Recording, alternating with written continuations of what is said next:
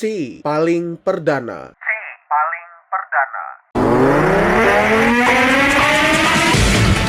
Video viral menunjukkan petugas pengadilan negeri Depok bertindak seperti koboi dengan senjata api. Ia menyerang warga tanpa alasan. Humas PN Depok Andri Eswin membenarkan peristiwa tersebut terjadi di luar jam kerja. Hingga saat ini penyelidikan sedang dilakukan terkait motif dan jenis senjata yang digunakan. Informasi ini akan hadir dalam DNP News malam ini.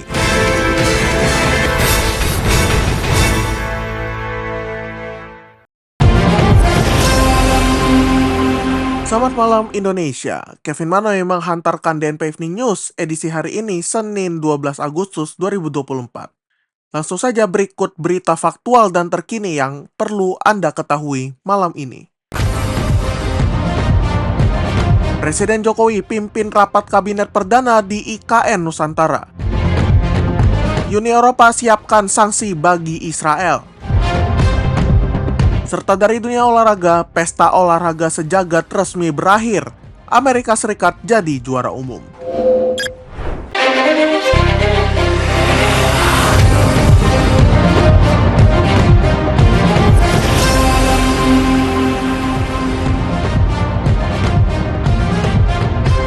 Sebuah video menunjukkan seorang pria bertindak seperti koboi dengan mengancam warga menggunakan senjata api. Dan video tersebut menjadi viral di media sosial.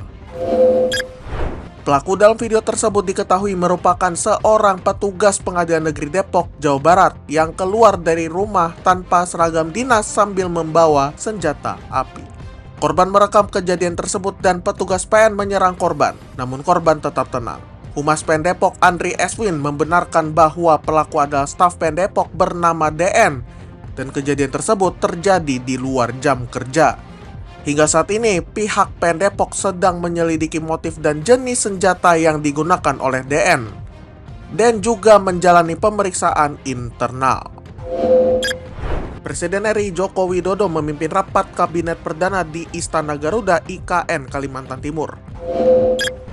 Hadir dalam rapat ini Wakil Presiden Ma'ruf Amin serta para menteri. Rapat berlangsung di ruang rapat lantai 1 Istana Garuda. Para menteri duduk di kursi kanan dan kiri dengan meja memanjang. Sebelum rapat dimulai, Ma'ruf Amin memimpin doa bersama yang diaminkan semua menteri. Presiden Jokowi memberikan arahan kepada para hadirin, menyebut sidang kali ini istimewa karena digelar perdana di IKN. Menteri Sekretaris Negara Pratikno mengatakan, rapat membahas evaluasi pemerintahan tahun ini dan perencanaan tahun depan, termasuk transisi pemerintahan ke Prabowo Subianto dan Gibran Rakabuming Raka. Yusuf Hamka, anggota Dewan Penasihat Partai Golkar, telah mengumumkan pengunduran dirinya dari kepengurusan partai dan pencalonan pilkada. Meskipun belum memberitahukan partai tentang keputusannya, Yusuf berencana untuk memberikan surat pengunduran diri besok. Alasan di balik keputusannya untuk mundur adalah karena politik tidak sesuai dengan kepribadiannya. Yusuf juga menyatakan niatnya untuk mundur dari dunia politik sejak bulan Juli atas saran istri dan anak-anaknya. Selanjutnya, Yusuf akan fokus pada tugas sosial seperti membangun masjid dan menghabiskan waktu bersama keluarga. Mundurnya Yusuf bersamaan dengan Airlangga Hartarto sebagai Ketua Umum Partai Golkar yang telah mengumumkan pengunduran dirinya untuk memastikan stabilitas transisi pemerintahan baru. Dalam keterangannya, Airlangga menyampaikan pesan pengunduran diri sebagai Ketua Umum Golkar demi menjaga keutuhan dan stabilitas partai.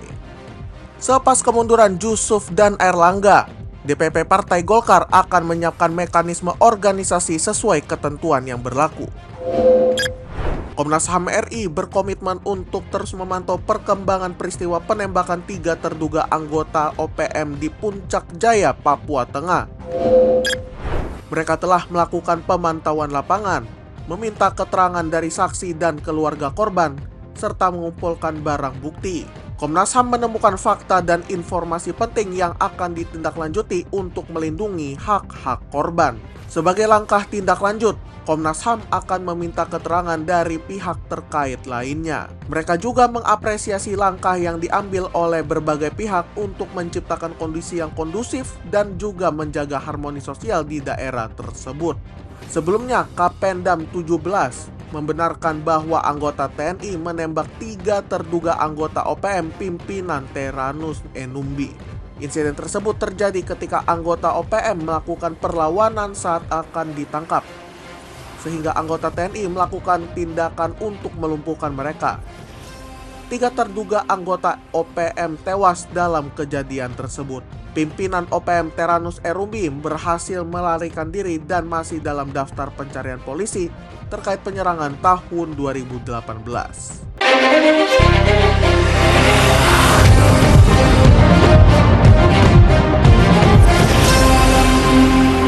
Terima kasih sahabat DNP, Anda masih mendengarkan DNP Evening News, produksi DNP Media Network.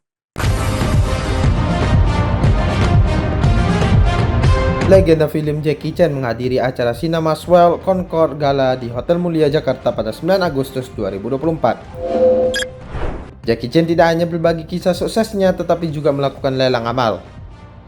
Jaket limited edition miliknya dilelang dengan harga $100.000 atau sekitar 1,5 miliar rupiah. Seluruh hasil lelang akan disumbangkan ke Yayasan Buddha Seci Indonesia. Sekretaris Umum Seci Indonesia, Hong Chin, mengucapkan terima kasih kepada Sinarmas atas kepercayaannya. Jackie Chan juga menyanyikan lagu True Hero setelah memberikan jaket kepada pemenang lelang. Lagu tersebut menginspirasi orang untuk melakukan yang terbaik demi mewujudkan mimpi dan cita-cita. DNP International. Uni Eropa mempertimbangkan pemberlakuan sanksi terhadap pejabat dan menteri Israel yang dianggap ekstremis karena menolak gencatan senjata di jalur Gaza Palestina. Josep Borrell, Kepala Kebijakan Luar Negeri Uni Eropa, menyerukan sanksi lebih lanjut terhadap perilaku Israel yang menentang gencatan senjata. Borrell menekankan pentingnya agar Israel menjauh dari hasutan melakukan kejahatan perang dan berpartisipasi dalam negosiasi gencatan senjata. Ia mengkritik keras pernyataan Menteri Keamanan Nasional Itamar Ben-Gvir dan juga Menteri Keuangan Israel Bezalel Smotrich yang mengancam pasokan bahan bakar dan bantuan untuk Gaza. Meskipun kondisi semakin rumit setelah serangan oleh Tel Aviv, Hamas tetap berkomitmen untuk melanjutkan negosiasi gencatan senjata dengan Israel melalui mediator Amerika Serikat, Mesir, dan Qatar. Israel telah setuju untuk bertemu dengan Hamas di Kairo atau Doha 15 Agustus untuk finalisasi kesepakatan gencatan senjata dan pembebasan sandera. Kontingen Indonesia menempati posisi ke-39 dalam klasemen medali Olimpiade Paris 2024 bersama dengan Aljazair. Indonesia meraih 2 emas dari Fedrik Leonardo cabang olahraga panjat tebing dan Rizky Juniansah angkat besi, serta 1 perunggu dari Gregoria Mariska Tunjung bulu tangkis. Aljazair juga meraih jumlah medali yang sama dengan Indonesia.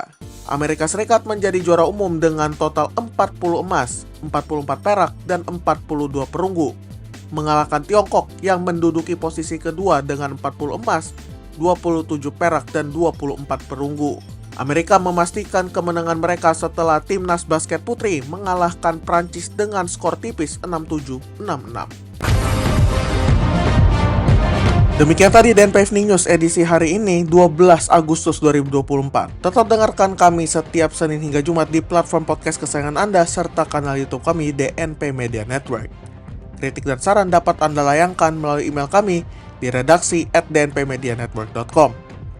Beragam berita faktual dan menarik lainnya juga dapat Anda baca di situs kami dnpmedianetwork.com. Mewakili kerabat kerja yang bertugas, saya Kevin Manoy pamit undur diri. DNP News, lebih informatif, lebih terinformasi. Selamat malam Indonesia.